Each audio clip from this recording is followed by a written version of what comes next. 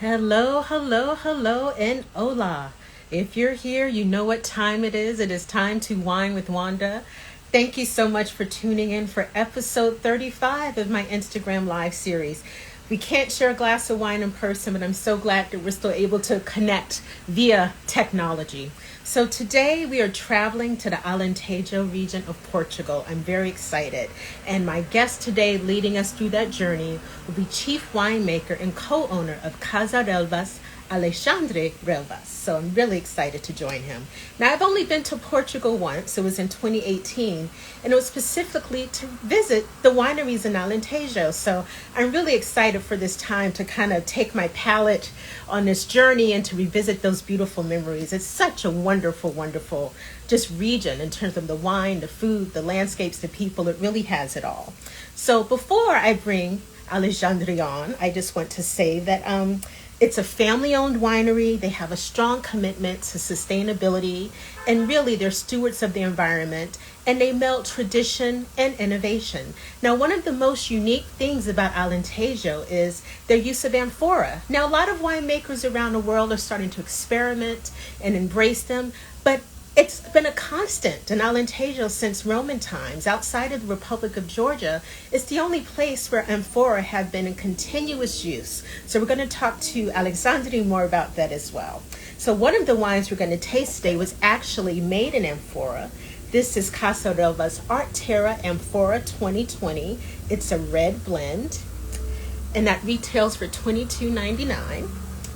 And then we have their Herdade de São Miguel, and this is also red blend. This is 2019, and this is Escola dos Enólogos. You've probably figured out that I don't speak Portuguese, but I'm trying. So anyway, let's bring the guests. I see some friends out there. Thank you for tuning in. Let me send some waves while we're waiting for our guest. Ah, there he is. Hi, Wanda. How are you doing? Good. How are you? Now, did I pronounce your name correctly? Because I know it's not Alexander, which is the It's American English version. just do Alex. It's easier. Alex. Okay. In Portuguese. It's Alexandre. Alexandre. Ah, Yeah, okay. exactly. All right. I'll keep practicing for next time. Well, thank you so much for tuning in and joining us today. It's a pleasure. Thank you for the invitation. Yes, It's the new way of visiting and get together. So it's a pleasure to be here with you so today to talk a true. little bit about Alentejo and Casa Relvas. Wonderful. So, for those folks who maybe aren't familiar with Alentejo, before we talk about your winery, why don't you situate us geographically where the region is within Portugal? Okay, that's something always that I something do because I cannot talk about Casa Relvas without talking about Alentejo. Okay. So geographically speaking, Alentejo it's located on the southern part of Portugal. It's a quite big area in Portugal. It's a small area comparing to Texas, for example, but quite small Hmm. area. But it's around 30% of Portuguese area. Okay. And it's an area which is very interesting because it goes from the sea into the border with Spain, and it goes from the 0 meters of altitude to the 700 meters. And there's a huge diversity of soils from sand to clay to limestone.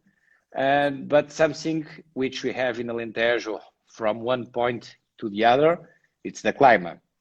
The, the sun shine more than 2,000 hours per year in Alentejo, Oh, nice. which make that almost all kind of fruits ripe well in Alentejo. And then depending of the soil and the facing you can have very nice spots to plant vineyards. Great. Well, thank you for that. So, tell us a little bit about your family's winemaking history in the region.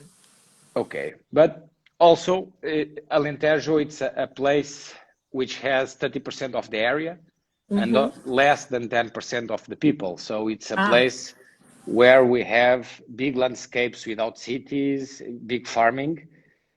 Portugal used to live a dictatorship until 74. And until that time, Alentejo used to be considered the region to produce grains and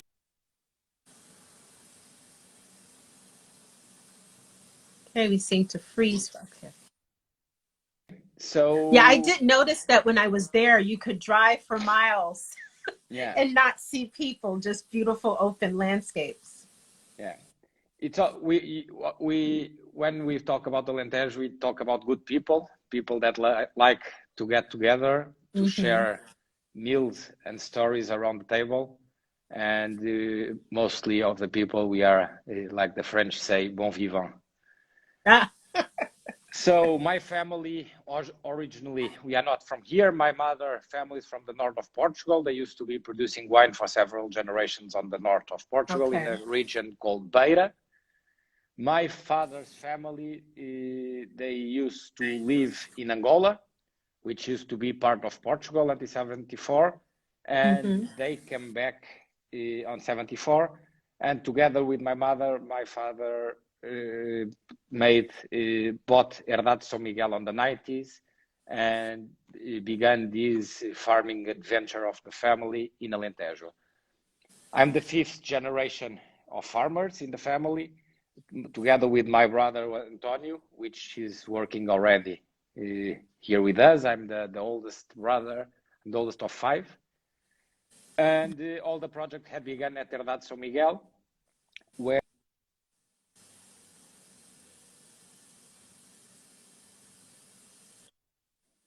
our best terroir. It's a vineyard of 35 hectares, planted Mm-hmm. in clay and schist soils in a very valley area. I can show you because I'm here just. Oh, oh, oh, that's so beautiful. And then we had invested in different regions of Alentejo, and nowadays we own around 250 hectares of vineyard, a little bit in different areas of Alentejo, but mainly Redondo, where we are, and then Évora, which is the sub-region which is next to Redondo, and then more on the south in a region which is very known for white wines called Vidigueira. Oh, yeah, yeah. I went there as well.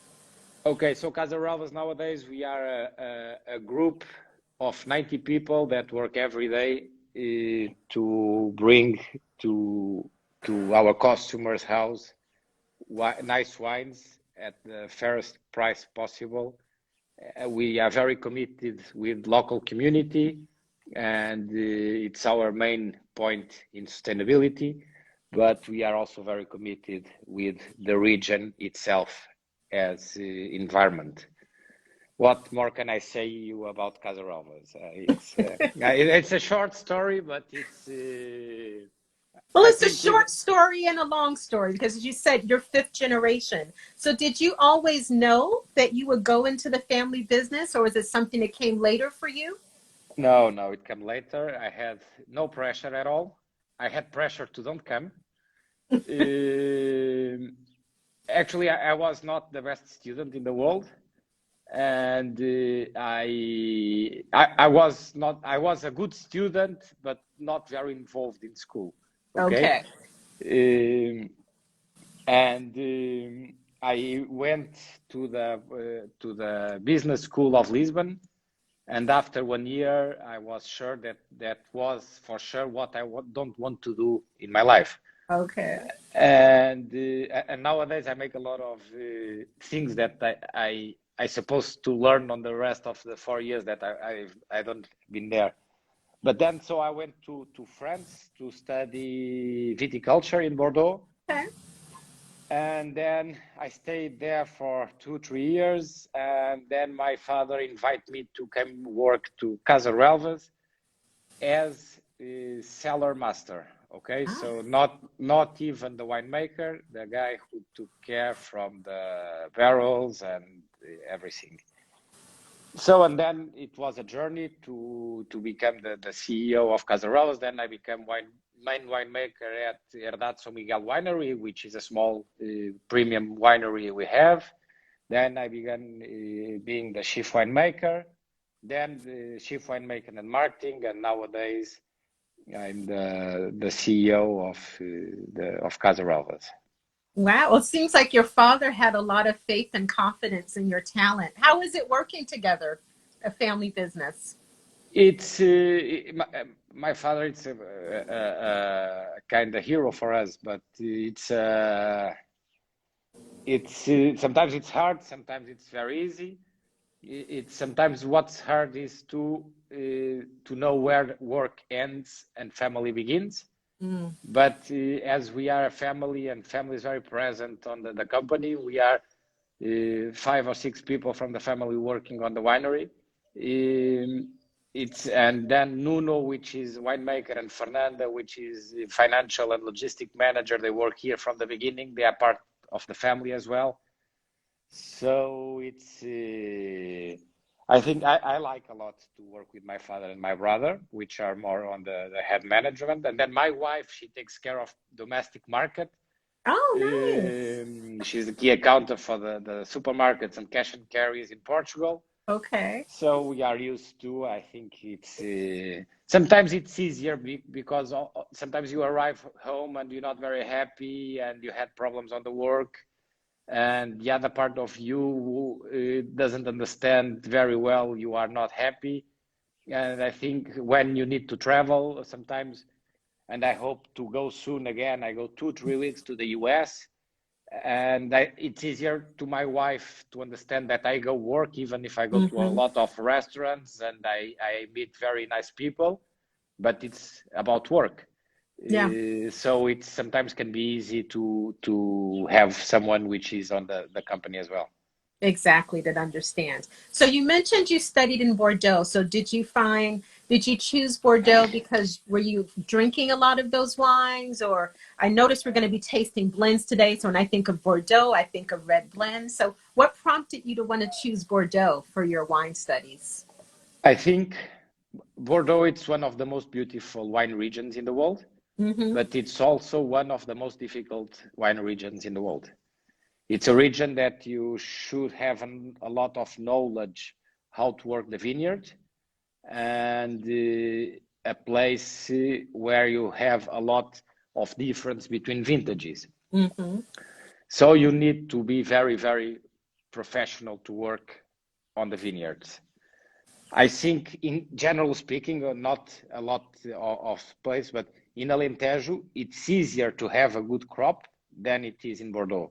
But Mm. Bordeaux can turn more special in some spots if you work with perfection. Okay. Uh,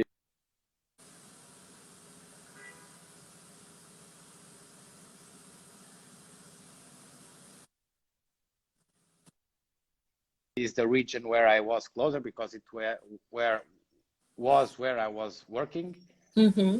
It's a region with limestone soils, not very warm, quite with a lot of rain, and they make some of the more magic wines in the world. So, but they need really to work. So I think in terms of viticulture, Bordeaux, it's one of the best places in the world to learn because they work also very traditional, Yeah. and you cannot go modern without knowing very well the roots and the traditional of viticulture.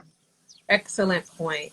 The other thing I want to talk about before we get into the wines is a bit about your commitment to sustainability and the environment. So, has it been that way from the beginning, or something that has evolved over time in your approach to viticulture? It's something that without knowing, we were doing for a long time. We didn't call that sustainability because Mm-hmm. it was just our way of work. But then a few years ago, Alentejo region made something which is the sustainability plans of Alentejo, like California, Sustainable California, they did. Mm-hmm. And we were part of the development, and we were pioneers on the beginning of the project. And we figure out that on their goals, we were like 3.8 in 4 in all the goals, you know.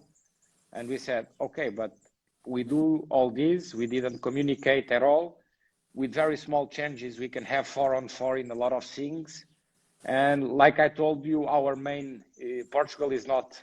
It's still it's in Europe, but it's not the richest country in Europe. It's not the poorest, but it's on the last ones. And one of the things we pay attention the most, and sorry for the ambientalists, but is the people.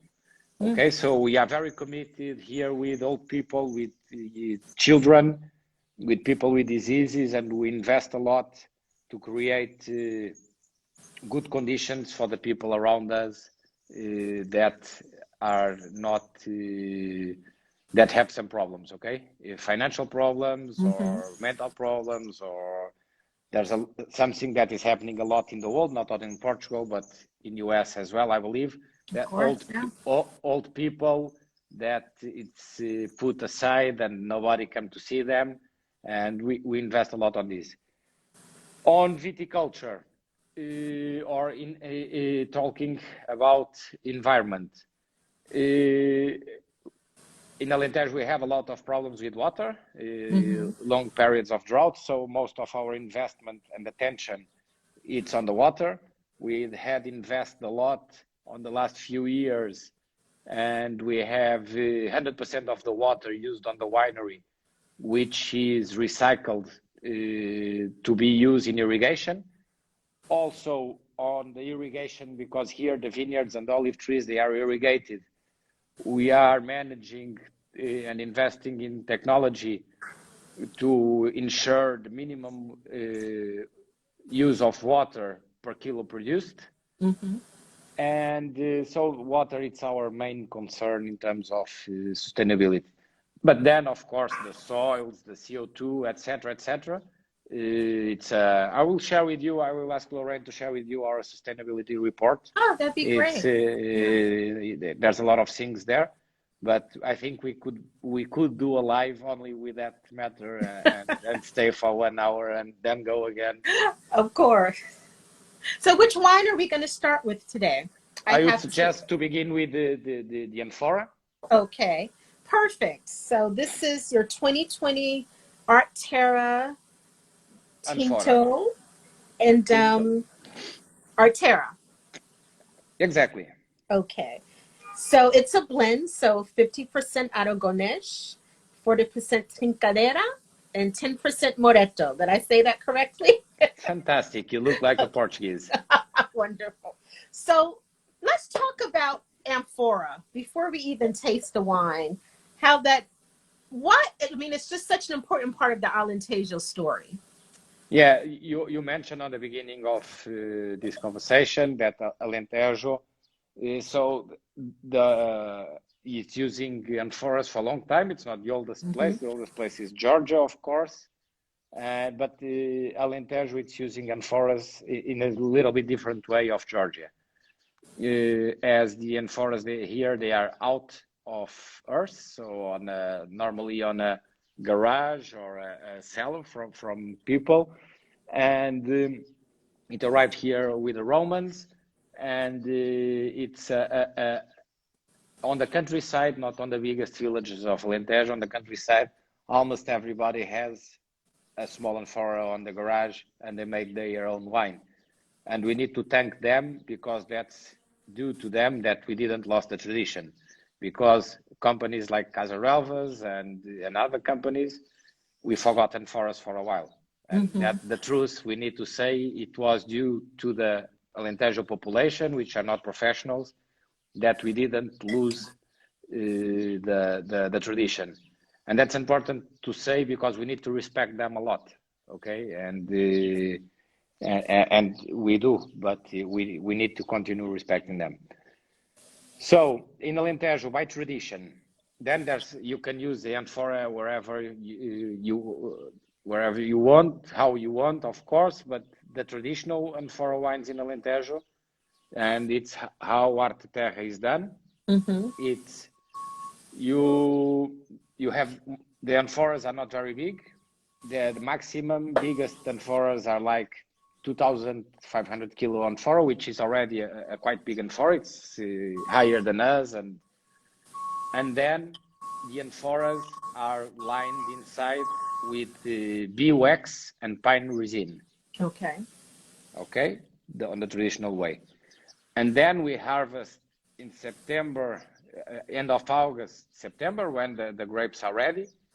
We put a little bit of steams on the bottom of the amphora, and then we put the berries on the top. We try to don't crush too much the berries, if not you have a big extraction. And we do that, of course, without temperature control. And normally the wines are taken from the skins on St. Martin's Day, which is the 11th November. Oh, okay. So we have a long period of aging, of fermentation of skin contact.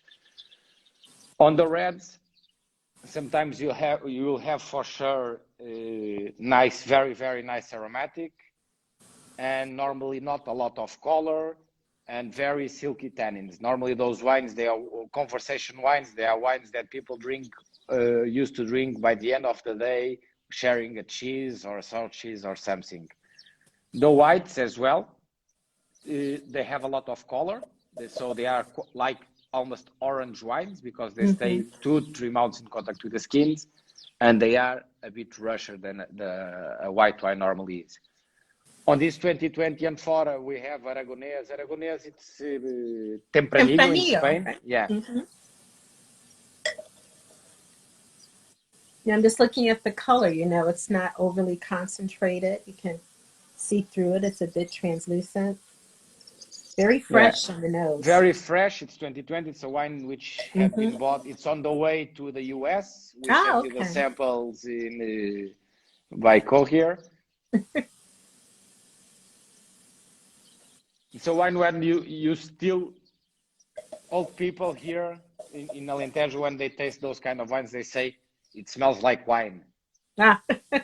It's a wine where you can feel a lot the freshness and the fruitiness of the grapes. Yeah, it kind of smells like you just crushed some grapes in your hands. It's very fresh and fragrant. Has quite light color. Yeah. Very nice acidity, but very, very easy to drink.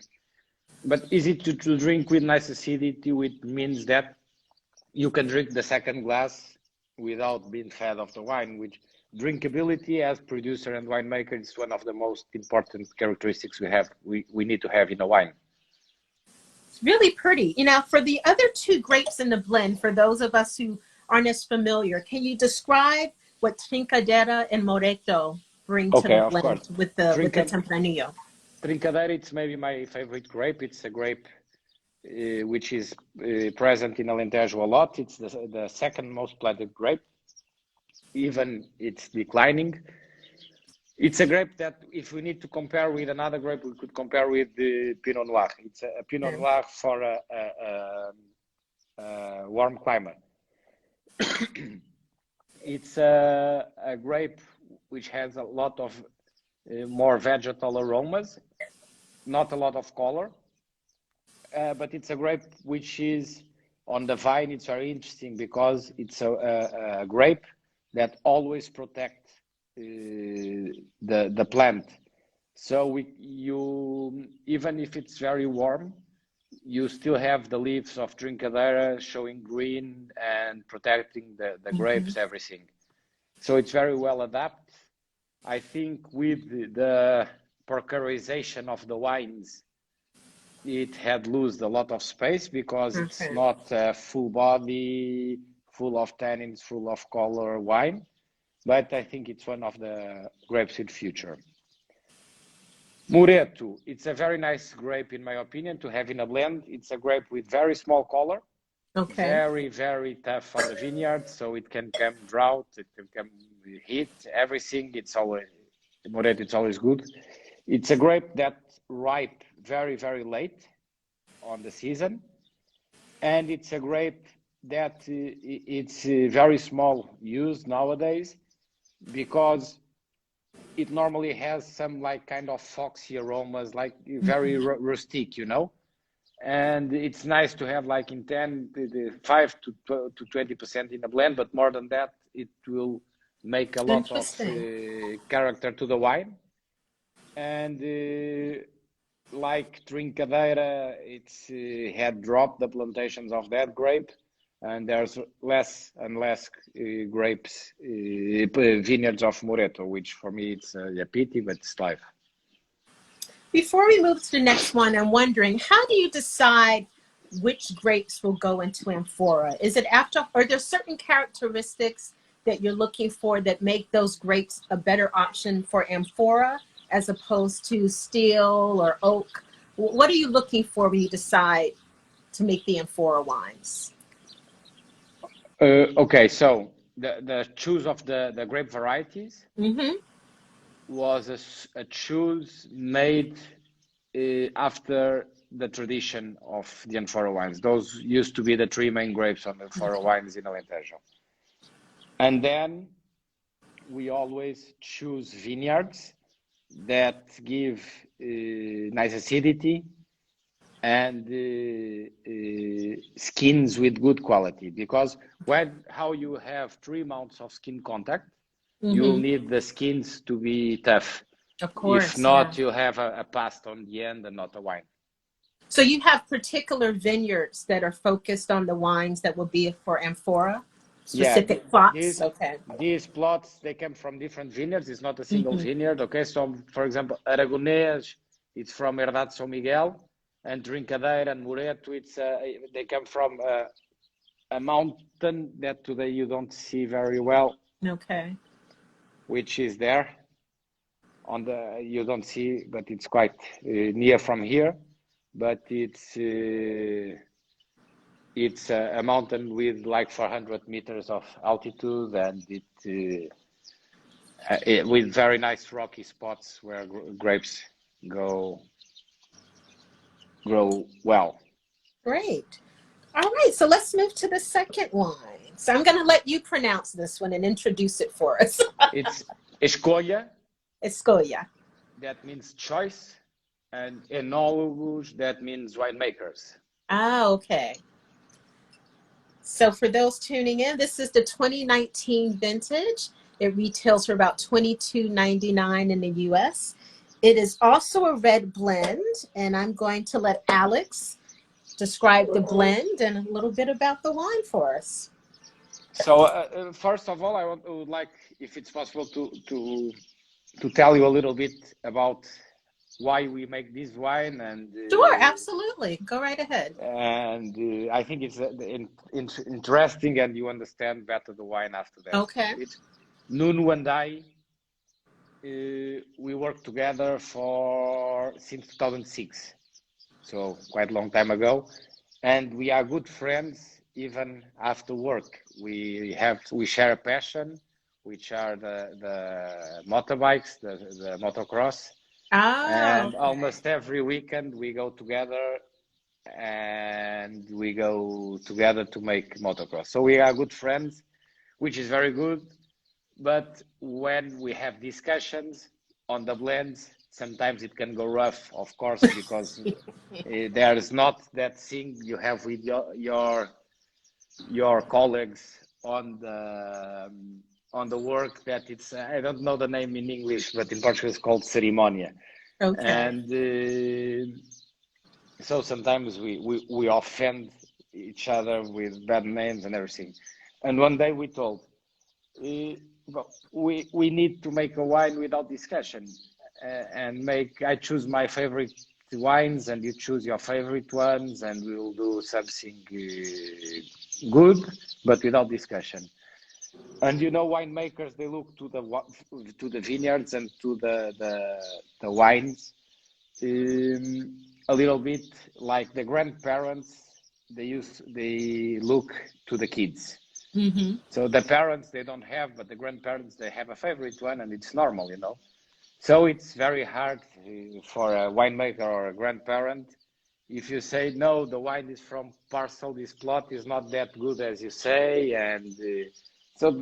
and sometimes we get in love from a plot of vineyard, and after that you will get in love about the must, and then you get in love about the wine. So we took the decision to blend his favorite wine and my favorite wine without discussions, no fight. Ah. So this wine, and the grapes, they can change with the vintage.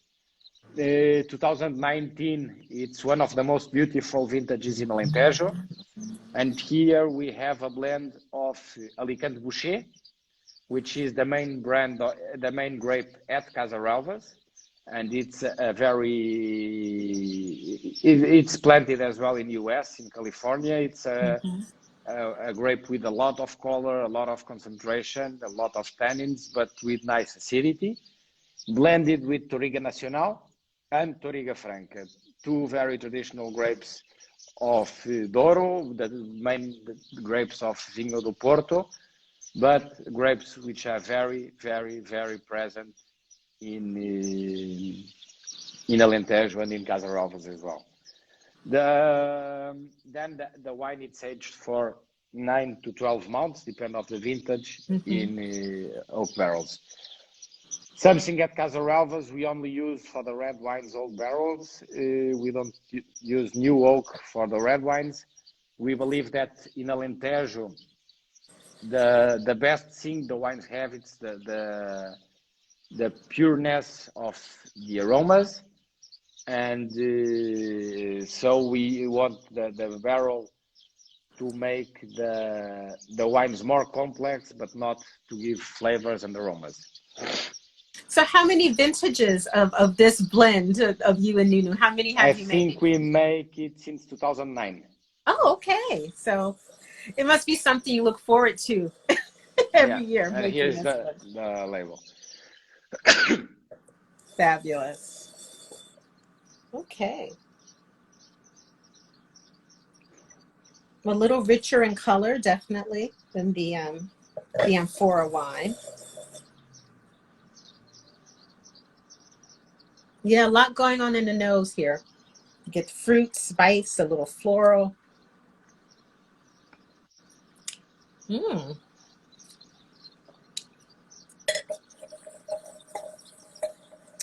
I like it. It's has a richness to it, but still very fresh. Yeah.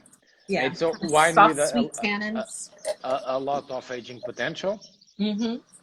And that I think it can be drunk now, but it will be better, of course, with 1-2 years. And then depending of your taste, because there's people that don't like old wines, and we cannot, when you don't like, we don't like. That's a wine for sure that will be fantastic in 10 years. Here on the nose. No, please go ahead. Go ahead. You can feel very well the three grapes. The Alicante gives a lot the balm and the spices. Then Touriga Nacional, the more floral side of the wine, more violet. And then the Touriga Franca, which gives a little bit more the concentrated fruit and like the red berries. Do you have a favorite food pairing that you and Nunu, when you open a bottle of this, is there something you like to eat with it? You know, I'm when it's not raining, I have here my the grill.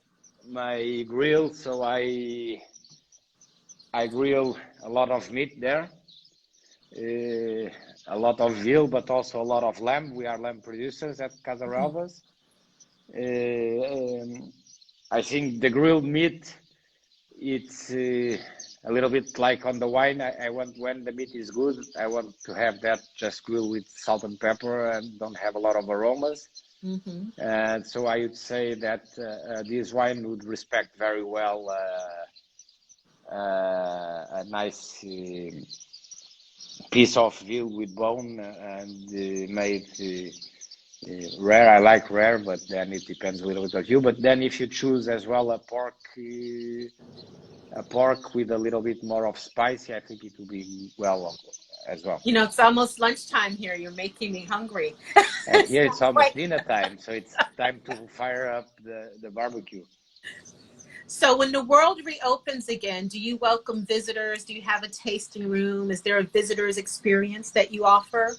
Yeah, actually, we have been investing on that on the last 3 years with a team and everything, and we achieved very nice results here at the winery. And we used to have a very nice event called One Day at São Miguel, which is an event made for families with programs for the kids, with juices and traditional Alentejo games, and also for the parents with the food workshops, with wine workshops, and a big concert with a Portuguese star on the end. And this last edition we had 1,500 people. Oh, wow. And for the second year in a row that we are not going to have that event. So, but I think better days will come in terms of wine tourism. Yeah, yeah. But when you have the event, it'll probably be bigger and better than ever. Everyone will be so excited. I hope. Well, Let you know, us like see I that said, if we'll have money for that at the end. yes, we all hope. But like I said, I've only been to Portugal once, and that was in 2018, and I was in Alentejo, and it's just such an intriguing region. I was really captivated by that commitment to tradition, and how beautifully it meshed with, you know, modern winemaking techniques and innovation. But really, like you said, the people were just so friendly and open, and the food is wonderful. I ate really well there. Really love the food. Yeah, food is good. It's a bit heavy when you live here. It's traditional food in Alentejo is very simple but very rich. Because, like I told you, until the end of the dictatorship, Alentejo was a very poor region. Yeah. So people they need to learn how to cook without meat or fish, which is quite hard. Yeah. So the food is very rich in bread and in herbs and in eggs. So it's quite interesting, the quantity of wild herbs which are used for the traditional dishes and everything. It's very, very difficult to make the same if you are in Lisbon, because in Lisbon they don't have the same Exactly. herbs that you can find here on the local markets. Great. Well, I'm going to show the bottles again before we leave so everyone knows. So the two that we tasted today, two very different wines. They're both just beautifully made. You have the Amphora, which is really a great homage to tradition. And then you have the Dos Escola. I'm going to let you say it, Alex. You say with me, Escolha. Escola. Dos Enólogos.